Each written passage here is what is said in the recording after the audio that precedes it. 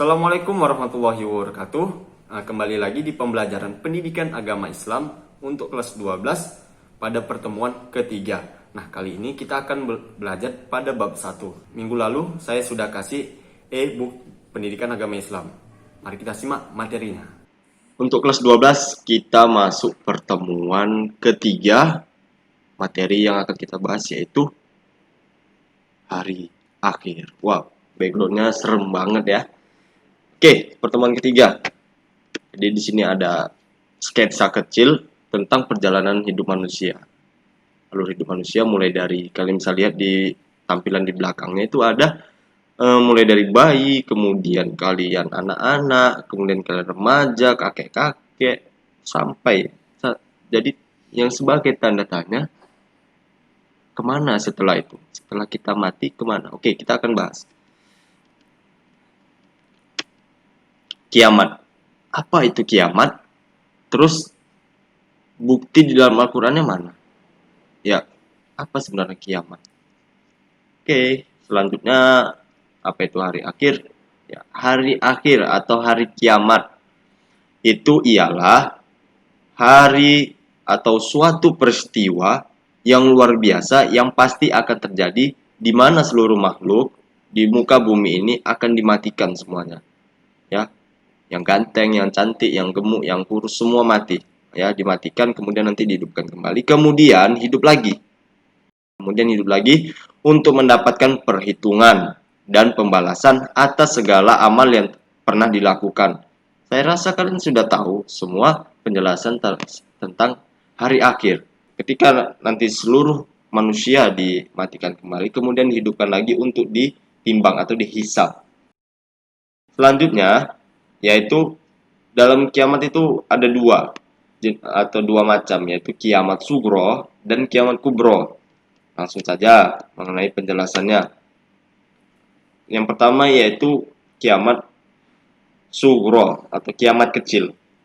Ya, kiamat kecil ini merupakan kehancuran, ya, kematian, apalagi dan lain sebagainya, meninggal atau apa, itu salah satu kiamat sugro, kiamat kecil yang suatu saat pasti kita alami, ya, pasti kita.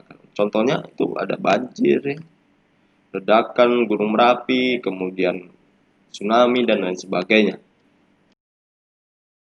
Beberapa contoh kiamat kecil, nah itu kecelakaan, ya, gunung meletus, kematian, banjir, banyak lagi. Kemudian ada kiamat kubro. Kiamat kubro ini atau kita sebut dengan kiamat besar. Saya rasa kalian juga sudah tahu sih, kiamat besar itu ya kiamat yang sesungguhnya, akhir dari dunia yang sesungguhnya. Kiamat kubro atau kiamat besar merupakan peristiwa besar atau hancurnya alam semesta beserta seluruh makhluk-makhluknya. Jadi manusia, hewan, tumbuhan itu dihancurkan, dimatikan, dimusnahkan. Ya, kiamat ini pasti akan terjadi, tapi hanya Allah Subhanahu wa taala yang mengetahuinya. Lantas pertanyaannya, kapan hari kiamat terjadi? Ya, dalam hadis sudah diberikan kisi-kisinya, yaitu kiamat itu terjadi pada hari Jumat. Pertanyaannya, Jumat kapan? Jumat kapan ya? Bisa jadi Jumat depan lagi, kita nggak tahu. Wallahu a'lam. Berarti kita berusaha untuk lebih baik daripada hari sebelumnya. Ya, jangan lebih buruk. Oke, ini saya ada video tentang tanda-tanda kiamat yang sudah terjadi pada saat ini. Apa saja? Mari kita simak video berikut ini. Assalamualaikum sahabat. Bagaimana kabar kalian hari ini? Semoga selalu dalam lindungan Allah Subhanahu wa taala. Pada video kali ini, kita akan membahas 5 tanda kiamat yang sudah muncul di sekitar kita. Silakan besarkan volume Anda dan selamat menonton.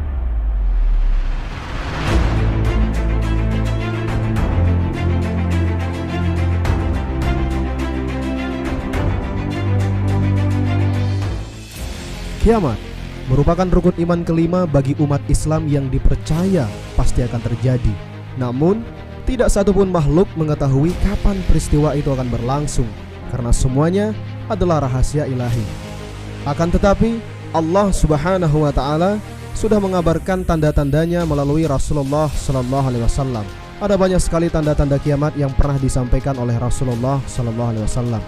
Namun pertanda yang disebutkan oleh Rasul di masa itu dianggap mustahil terjadi. Apa yang terjadi di zaman kita saat ini benar-benar menunjukkan kondisi seperti apa yang diucapkan oleh Rasulullah SAW dahulu. Dan berikut ini adalah 5 daftar tanda kiamat yang sudah muncul di sekitar kita.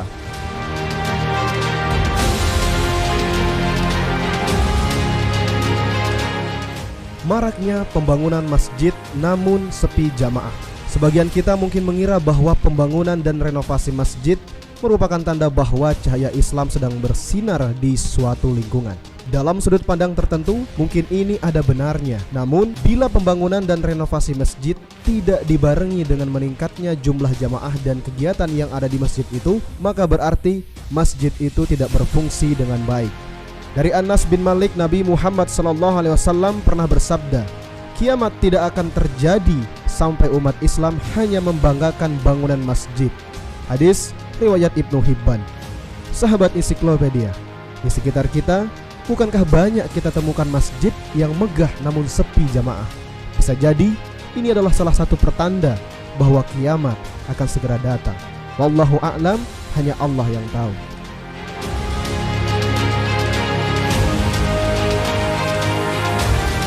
Gunung-gunung di Mekah mulai berlubang. Mekah menjadi salah satu kota di muka bumi yang disebut Nabi akan menunjukkan tanda bahwa kiamat sudah dekat. Nabi pernah menjelaskan bahwa kiamat akan terjadi jika gunung-gunung di kota Mekah sudah berlubang. Hal ini tentu sulit dipahami oleh masyarakat pada masa kehidupan Nabi. Namun ternyata hal itu sudah terjadi saat ini. Gunung-gunung di kota Mekah kini sudah berlubang dalam bentuk terowongan. Pada tahun 2011, Mekah memulai pembangunan 55 terowongan melalui pegunungan dan sejumlah ruas jalan. Sebanyak 10 diantaranya merupakan terowongan pejalan kaki dan sisanya untuk kendaraan bermotor. Jalur pejalan kaki dan kendaraan bermotor dibuat terpisah. Total panjang terowongan adalah 30 km.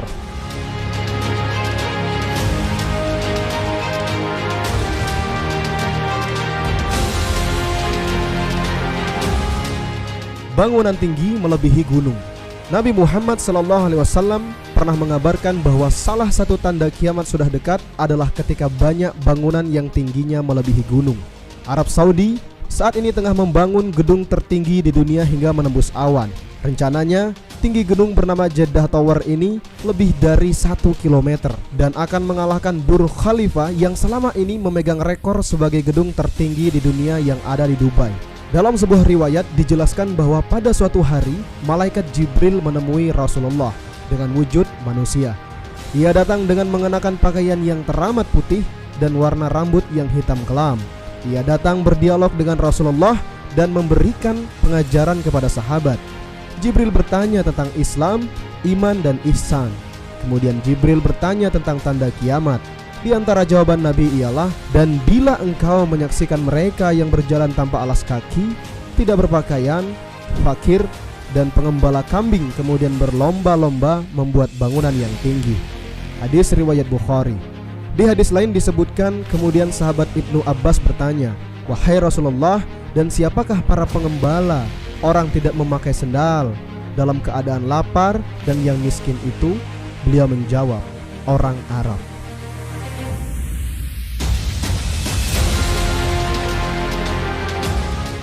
Tanda kiamat selanjutnya adalah gurun Arab kembali menghijau. Di Maghribi terdapat sebuah hutan di bawah tanah di tengah padang pasir. Bayangkan, di tengah gersangnya padang pasir, namun di bawahnya terdapat tanah yang mempunyai hutan, pohon-pohon yang tumbuh dalam kegelapan di bawah padang pasir.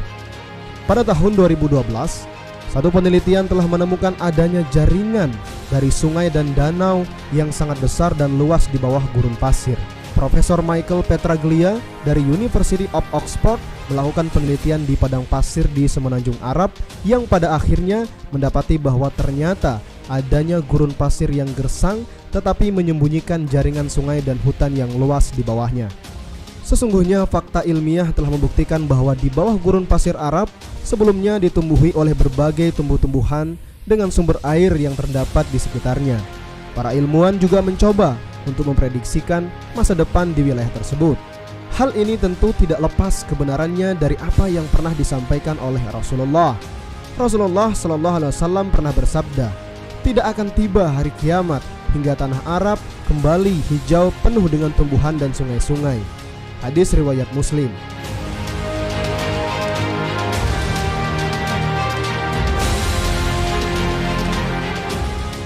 Menyusutnya Danau Tiberias, sebagaimana yang telah diberitakan oleh Rasulullah Sallallahu Alaihi Wasallam bahwa turunnya permukaan air Danau Tiberias menjadi salah satu tanda-tanda kedatangan Dajjal. Dan faktanya saat ini Danau Tiberias benar-benar telah menyusut. Dalam sebuah hadis yang panjang yang diriwayatkan oleh Imam Muslim dari riwayat Fatimah binti Qais radhiyallahu anha, mengisahkan tentang seorang lelaki yang melihat Dajjal secara langsung. Dalam percakapannya disebutkan salah satu kemunculan Dajjal yakni menyusutnya Danau Tiberias. Pemerintah Israel telah mengumumkan bahwa Danau Tiberias tahun demi tahun mengalami penyusutan yang sangat signifikan.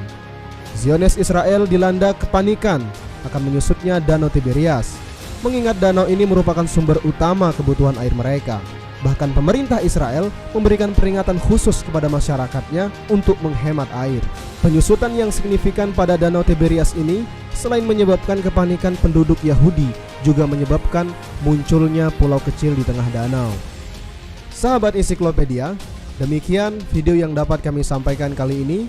Semoga bermanfaat dan nantikan video kami berikutnya. Assalamualaikum warahmatullahi wabarakatuh.